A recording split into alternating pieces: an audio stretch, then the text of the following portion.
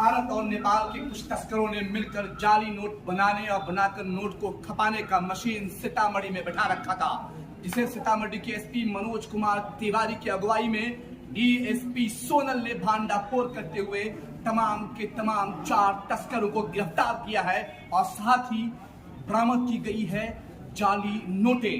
भारत और नेपाल दोनों करेंसी को छापने वाले ये तस्कर सीतामढ़ी जिला भारत नेपाल के बॉर्डर पर बैठकर लगातार जाली नोट, जाली करेंसी छापकर पूरे जिला में जाली नोट का धंधा फैलाया हुआ था, जिसे एसपी के गुप्तचरों ने जानकारी दी।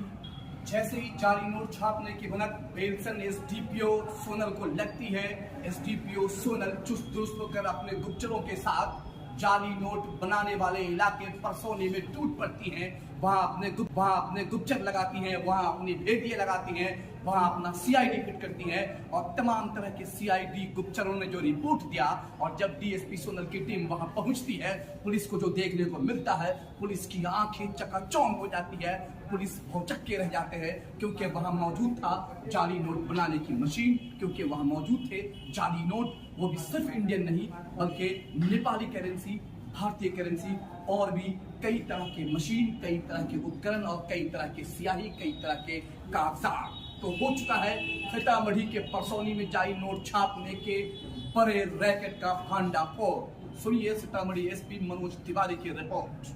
परसौनी थानाध्यक्ष को गुप्त सूचना मिली थी कि बाजार में, भगवानपुर बाजार में जो है एक रामजतन राय हैं, उनसे नकली नोट एक्सचेंज करने का प्रयास किया जा रहा था। इस सूचना के आधार पर तत्काल जो है परसौनी थानाध्यक्ष के द्वारा जाकर के उस व्यक्ति को डिटेन किया गया तो उसके पास से 25 नोट मिले 100 के, जो लग रहे देखने से नकली हैं। फिर फर्दर इसमें एसडीपीओ सोनल जी के नेतृत्व में एक टीम बनाई गई और टीम गठन करके इस कांड का अनुसंधान किया गया। अनुसंधान के क्रम में जानकारी में आई कि संजय कुमार एक शिवहर के हैं, उनके द्वारा यह कारोबार किया जाता है। संजय कुमार की गिरफ्तारी के पश्चात जो है फिर ये जानकारी आई कि एक चंदन है, सरलाही नेपाल का है, जो कि यहीं अपना मजदूरी करता है, लेकिन वो बहुत ही दुर्दांत रहा। नेपाल पुलिस भी उसको ढूंढ रही थी, हालांकि गिरफ्तार आज तक नहीं हुआ, लेकिन जैसी बात हुई नेपाल पुलिस से, उनके द्वारा भी बताया गया कि ये बहुत ही खतरनाक टाइप का व्यक्ति है और नेपाल में भी ये सब नेपाल को भी बहुत तंग करके रखा था। नेपाल पुलिस भी इसे ढूंढ रही थी। सबसे बात करने के बाद फिर एक और लड़का मेजरगंज का रविभूषण कुमार, जो कि पूर्व में भी हत्या आदि के केस में जेल गया हुआ है, उसकी गिरफ्तारी की गई। पूछताछ के क्रम में ये जानकारी में आया है कि ये लोग नकली नोट का धंधा का एक रैकेट फैलाए हुए हैं। उस रैकेट में और भी कई लोग चिन्हित हैं, सभी पे कार्रवाई की जा रही। छापेमारी के क्रम में पेपर, कुछ नकली नोट्स और मशीन और पाउडर ये सब बरामद हुआ है। निश्चित तौर पे ये अच्छा काम है।